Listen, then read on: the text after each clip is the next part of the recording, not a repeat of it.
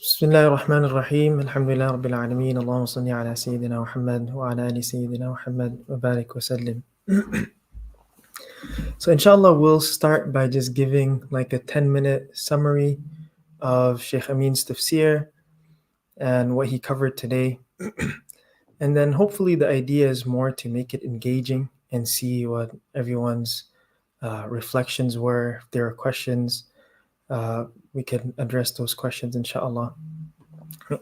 So I wanted to start by, there's many different modes of tafsir, right? And Sheikh Amin's tafsir, I find it to be sometimes a unique blend because there's a practical application of it. But at the same time, he also has this aspect of his tafsir where he tries to show you the sequence of the verses in the surah by highlighting what the main theme is, right? So in the genre of tafsir, we call this like the tafsir be like Nazmul Quran, right? So Nazm means like the sequence. And one of the key factors in Nazmul Quran is that every surah kind of has some main themes, right?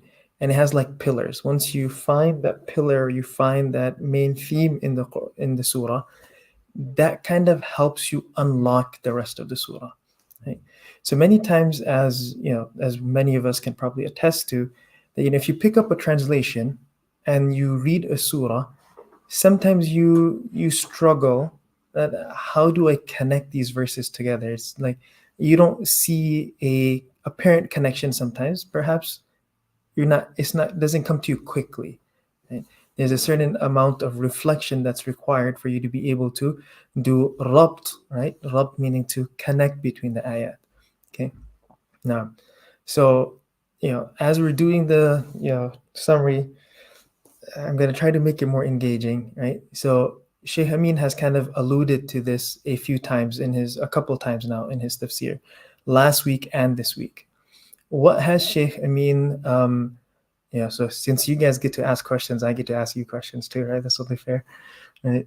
So what has he identified as the main theme of the surah?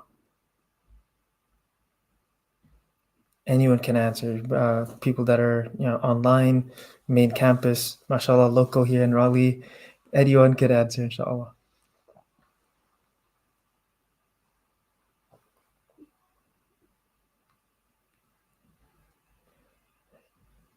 Ibrahim, I'm gonna have to call on you because I mean, argumenting or disagreement with the Prophet and the message of Allah was brought up as like a central theme. Obviously, have the surah named after it, and then also the first example in the surah is about sort of where is disagreement permitted and how is it permitted, and what are the constructs for that. Okay, so just in case the listeners online weren't able to hear, right? Brother Ibrahim said that the main theme over here is the boundaries of where argumentation with the Prophet ﷺ is allowed, right? Whereas last week we saw that you can do it for the means of clarification, but it can't be done with the idea of challenging. Right? Now, Sheikh Amin, he kind of broadens the theme a little bit. He says, the incident that happened with Khawla radiallahu anha and Aus bin Samit radiallahu anh, that's an example within a broader theme, right? And the broader theme that we see repeatedly throughout the surah is that what is hidden, Allah subhanahu wa ta'ala will reveal that which is hidden, right? Is the broader concept of transparency, okay? And that's what Sheikh Amin was alluding to today, that Sheikh Amin does this thing where he takes certain words, right? He'll take certain keywords and he'll expand on these keywords, and through the expansion on those keywords, we actually see the theme of the surah coming out, right? And one of those ingenious ways that he did that today was he brought about the word of nubuwah, right? So nubuwah comes from the Arabic word naba'a, right? Naba'a means to inform, okay? So the way the Prophet ﷺ, when he informed something from the unseen, The nature of prophethood is that it is there to inform that what is unseen, to bring that out, to bring it into wujud, to bring it into hudur, to bring it into the present. Okay? So anything that is connected to nubuwah will not be concealed from the ummah.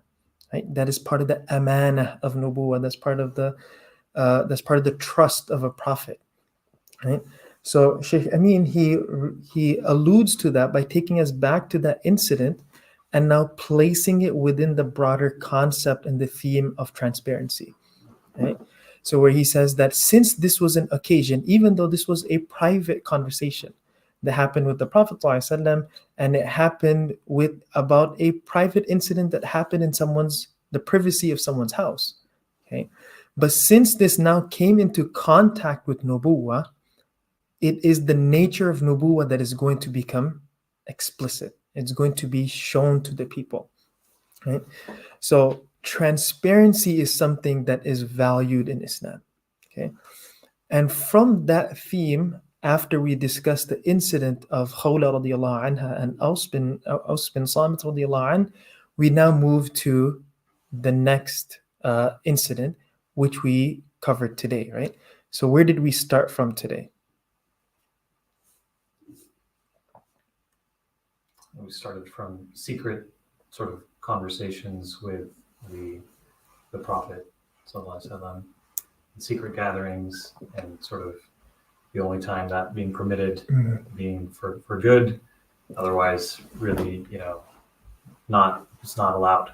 Right. Not permitted. Exactly. So we started with this idea of secret meetings, right? The word for which is najwa, right? So again, over there's the concept of transparency, okay? Where you have these closed door meetings, okay? And the Yahud, right? The Jews, they're having these secret meetings with the explicit intent of harming, right? And breaking a treaty, right? So usually the nature of these closed door meetings is not of a good intent, okay? And that's what Allah subhanahu wa ta'ala is exposing them over there, right? That when they meet, right, because they're plotting is secret, right? That's usually the idea of najwa. There's usually some plotting over there, right? And in line with this idea of transparency, we saw the next ayah where, again, it's the opposite of transparency. وَإِذَا جَاءُوكَ حَيَّوْكَ بِمَا لَمْ يُحَيِّكَ بِهِ اللَّهُ وَيَقُولُونَ فِي أَنفُسِهِمْ لَوْلَا يُعَذِّبُنَا اللَّهُ بِمَا نَقُولُ. That when they come to you, the Yahud used to do these kind of like, sometimes you think of it as childish, right? And it's just also very petty actions, right? Where they would say a word which the person who's listening to them would think that, okay, this person is saying something good to me. But then they would intend something else, right? So once again, you see this overlapping theme of transparency, where they make apparent one thing, but internally they hide something else, right? So they're not transparent with what they say in themselves, right? وَيَقُولُونَ فِي أَنفُسِهِمْ, right? Within themselves, they're saying something else. While when they're expressing it, they think that, we're fooling the Prophet ﷺ, okay? And within themselves, they're saying, oh, we should be punished, right? If he was a true prophet, or, So then Allah subhanahu wa ta'ala kind of, that's what Shaykh Amin said, is like, it was kind of like embarrassing to them. And it was a slap to their face that Allah subhanahu wa ta'ala makes what they were trying to hide, He makes it apparent, right? So the idea of transparency keeps coming over here. Right? And then after that, we kind of went to this idea of, why do they do it, right? Why do they have this najwa, right? So if we look at, I was mentioning that Shaykh Amin, he takes terms and he builds on these terms to kind of paint a picture of the theme of the surah, right? So one of the words that he focused on, even though sometimes he does it very quickly and you kind of have to catch what he's saying, right? So he brought this word of nubuwah, which means, to inform, right? So that has to do with transparency. And then the other one, now when we're talking about إِنَّمَا النَّجْوَى مِنَ الشَّيْطَانِ, right? that where do these secret meetings that are geared, that have the intent of harm, where do they come from? They come from shaitan. Okay. And let me ask a question. What does shaitan do? Waswasa. Perfect. That's the word that we're looking for, right? Waswasa. Okay. What is waswasa, right? Shaitan doesn't come to you in his form, say, hey, assalamu alaikum, I think you should do this. No, like it's always clandestine, right? It's like sometimes it's so subtle that you're like, wait, how did that thought even come in my mind? Right? Sheikh Amin, he builds on this idea of devilish actions, right? And shaitani inspirations, right? Devilish inspirations. The very word that's used in the Quran to describe what shaitan does is waswasa, right? And we look at the description of shaitan in Surah An-Nas, right? Min sharri al-waswas al-khannas. Right? He kind of puts his waswasa, and in khannas is then like he puts it and then he retreats, right? So is always secretive, right? So even in literature, we have this idea of like a foil, right? So a foil is you have like one character, and then to highlight the attributes of that character, you have a character that has the opposite attributes. So that the purpose of that opposite character is to accentuate the details and the attributes of the other character, right? So when Allah subhanahu wa ta'ala mentions what are you have the waswasa on one side, right? You have the devilish inspirations on one side, and then on the opposite side of that, you have nubuwah, right? Where waswasa, shaitan is always secretive. He's trying to hide things, right? Whereas nubuwah is the opposite and actually brings things out for the good of people, right? So it's beautiful to see how, you kind of see this kind of this comparison, right? By using the words of nubuwah and then the nature of shaitan, you kind of get this more comprehensive understanding of transparency, right? That Sūrah al-Mujādilah is kind of bringing about, right? Inshallah, I'll end my summary shortly, inshallah, right? Then the key to not being saddened and not getting this grief from the wasawis of shaitan and what others are plotting, right, is Shaykh Amin, he kind of says that is وَلَيْسَ بِضَارِّهِمْ شَيْئًا, right? It's not illa bi'idhnillah, by having tawheed, right? Now when a person believes that Allah is the one who can benefit and he's the only one that can harm, then the secretive ongoings of what other people are plotting, they don't affect you, right? Now to continue that theme of transparency, now you go to the next ayah. I always thought, like is always in my mind, like what's the connection of this ayah, right? Where وَإِذَا قِيلَ لَكُمْ تَفَسَّحُوا فِي الْمَجَالِسِ, when it's told to you, make space, right? So now what does that have to do with transparency? Right? Because if you don't make space, what happens? You're making it an exclusive majlis. See what I'm saying? Right? When other people want in on the majlis, and you can't be bothered to perhaps sit in a different posture just to make space for your brother, what you're doing is you're making the majlis of the Prophet ﷺ, which is there to disseminate ilm, right? That's there to give that benefit to all of people, right? You're restricting that, and now you're restricting the transparency because you're not allowing people to benefit, right? So fafsahu, and if you do so, then Allah will accommodate for you. Yafsahillahu lakum. Okay, and then you see again all of the social etiquettes of how a gathering and how our society, what Shaykh Amin kind of refers to as civilizational code, right? How is that civilizational code couched in our theology, right? Couched in our aqidah. So when you have the understanding and the theological belief of nubuwah, of tawheed, right, of shaitan, and you build this comprehensive idea of transparency, what it should be and what it shouldn't be, now this informs your civilizational code, right? So that's exactly connected to the next part, وَإِذَا قِيلَ لَكُمُ انشُزُوا فَانشُزُوا, that when it's told for you to disperse, then disperse. How is that connected? Right? So we all know the idea of an after party, right? Okay, what's the idea of after party? You have a party, right? So although we're not talking about parties, right? But the idea is simple, that you have people that are there, and then you're like, okay, time for you to go. Mm. And then certain people stay, right? Exclusivity. It's exclusivity, right? But that's not the idea of transparency. The transparency is whatever the Rasul has to offer, it's for everyone. So when it's announced that the majlis is over, everyone goes. It's not that, and if the majlis is going to continue, then everyone can continue. Right? وَإِذَا قِيلَ لَكُمُ انشُزُوا فَانشُزُوا. Right? And even subhanallah, if we have this idea of al-jaza' min jinsil amal. I keep looking at the time because my summary was supposed to be 10 minutes, but there's a lot packed into this session, so I'll try to end soon, inshallah. One of the things Sheikh Amin he kind of highlighted was, the reward of an action, it's based according to the action, right? So let's take an example. You accommodate other Muslims into the majlis, into the gathering, Allah will accommodate you, right? So you accommodated, so you're accommodated for. Okay. Now, if you look at the second half, that when you are told to disperse, then disperse. Okay. How does that connect with the reward? The reward is Allah is going to raise you, right? What does that have to do with it? Okay.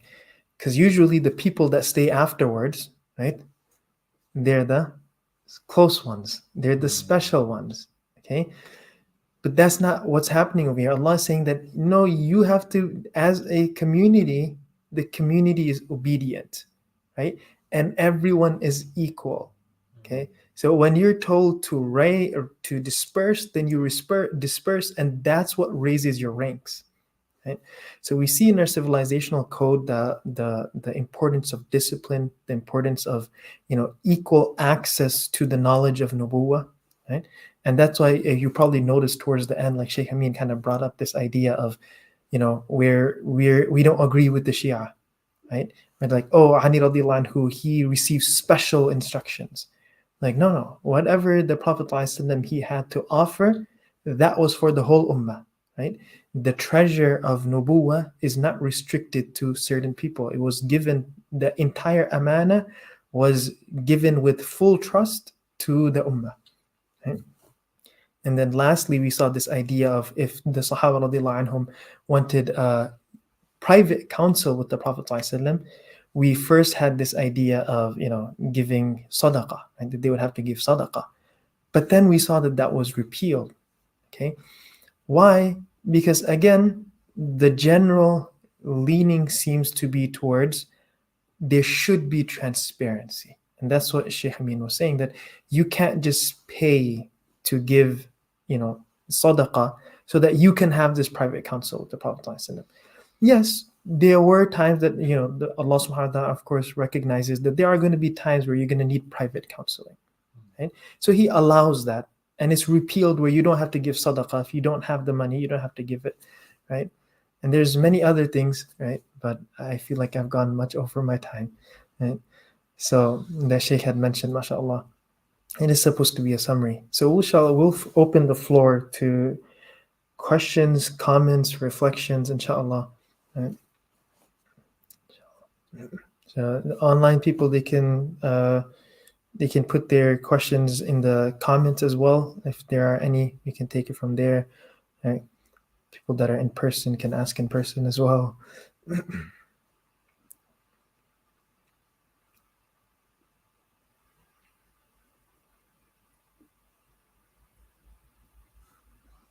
Yeah, so this question of like, do not restrict the nubuwah, do not restrict the message from people, do not make people feel, it's a double-sided message, because there is a certain level of arrogance that comes with being part of the exclusive folks that are invited to the after party, quote unquote.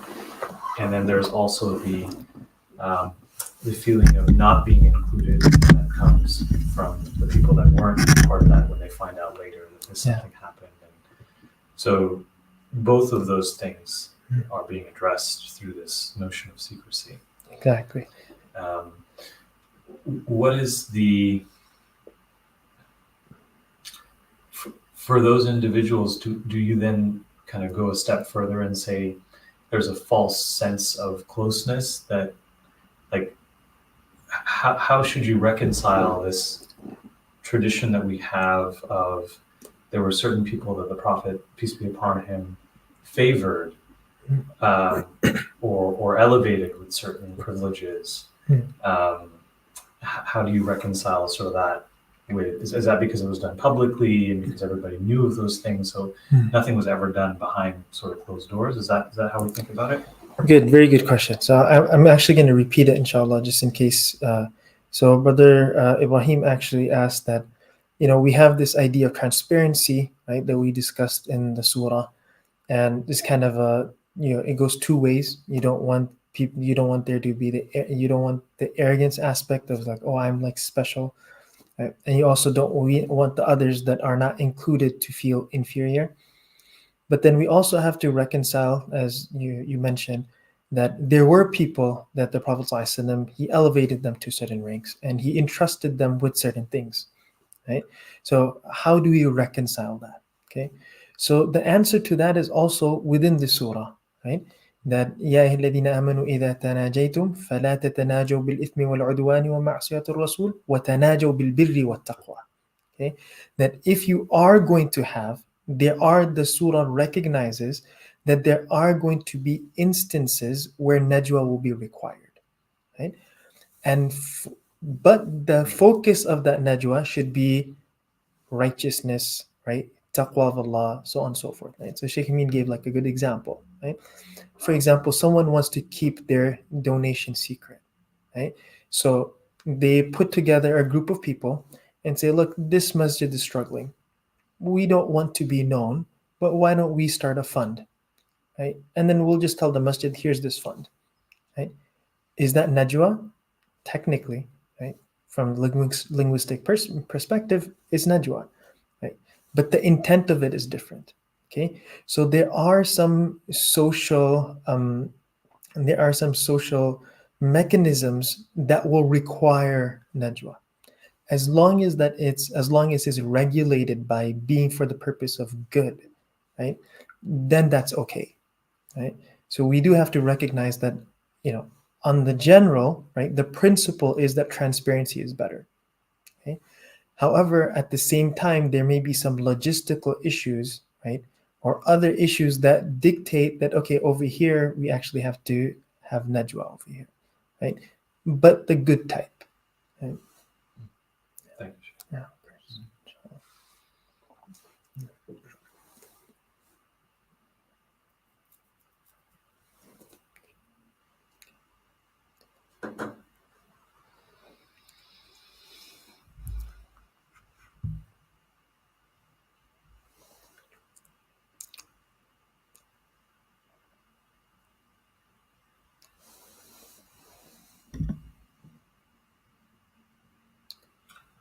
The other question that I had was around the abrogation of the verse of giving charity or sadaqah before coming to consult with the Prophet.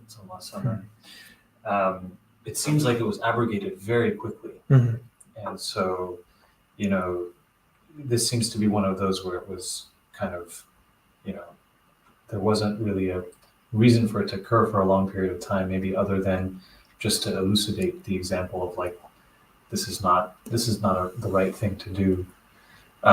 Any wisdom around why was it abrogated so quickly? This Sheikh Amin alluded to the fact that this was like the clearest verse in the Quran that was abrogated. What is the context behind that? The context, I think, is again the same, right? Because what we have over here is this idea that what if someone doesn't have the money to give sadaqah, right? What does that mean for that person? And that means that person, whereas other people would be able to have that counsel with the Prophet ﷺ, they wouldn't be able to have it, right? Now, what was the initial hikmah behind it, right? The initial hikmah behind it is this, that, we're talking about societal conduct, right? Part of societal conduct will be boundaries.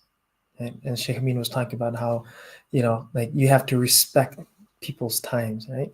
Okay, so the idea of that, you can't just go knock on the door of the Prophet ﷺ whenever you want for, I need a private counsel on this, right? So there's definitely that aspect of it. Okay, so that's something, that could be the initial hikmah behind it. Okay, but then the idea of that it should never be restricted where it becomes something that certain people don't have access to it, right? So that's why you kind of see that being repealed. So we have a question online, right? I'm just going to read the question for myself, inshallah. Sheikh Amin said something about abrogation of some verses, and it's not about applying each verse. Something in that line. What about what was said about Umar radiallahu anhu only memorizing a verse and then putting it into practice first before memorizing another verse? Yeah, of course. So Umar radiallahu anhu is the famous statement that he took like 10 or 12 years. I don't remember the exact number to memorize Surah Baqarah, right? And the reason when asked was because I would learn the ayah and then I would practice the ayah, right? Or perhaps what we could say is I would apply the ayah, right?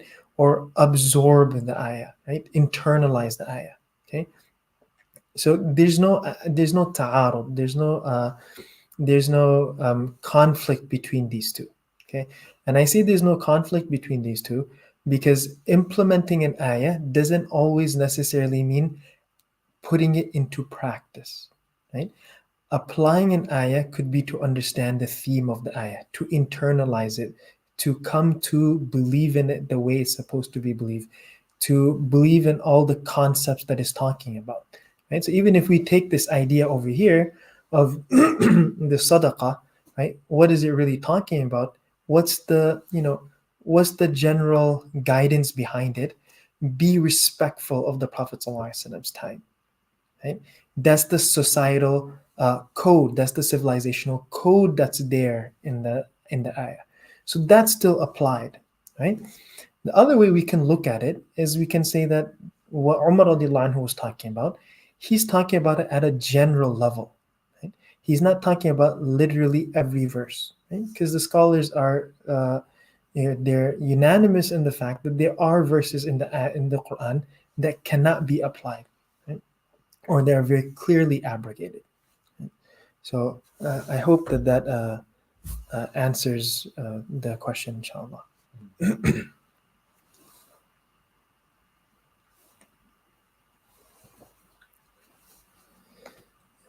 So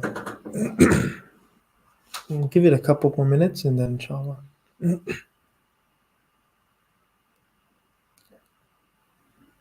It doesn't have to be questions. It could also be just reflections, take-home points. Right? Whenever we hear something, we should have something that we take home to put into practice. Right?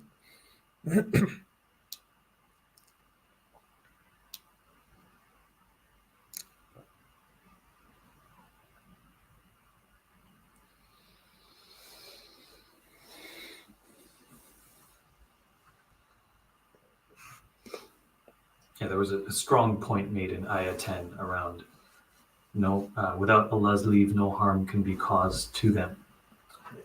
إِلَّا بِإِذْنِ اللَّهِ وَعَلَى اللَّهِ فَلْيَتَوَكَّلِ الْمُؤْمِنُونَ. So, in Allah should the believers put their trust. I doubt that was like an emphasized point by Sheikh Amin, that this is something that could alleviate a lot of challenges that people wrestle with, is to say, like, look, just don't worry about what other people are doing. If Allah is not, Allah's in control, Allah's at the wheel. Yeah, absolutely. Yeah, I think that's definitely for myself as well. In that, what's the take-home point, from today, right? There's probably many. One of the main ones in our current context, right, where we're kind of, we see like everyone's plotting, right? And sometimes we feel powerless, right? Although we shouldn't. Sometimes we feel powerless in the face of all these plotting, right? So Allah subhanahu wa ta'ala reminds us that this najwa should not be should not be something that causes us grief, because we should trust in Allah subhanahu wa ta'ala. Okay. Yeah. There's a question here. How can I keep Quran in my memory, Sheikh? So, yeah, mashallah, it's a good question. Perhaps not one that's directly connected to the tafsir, but anything in just a short, it's consistency. Right? Yeah, this consistency plays a large role in that.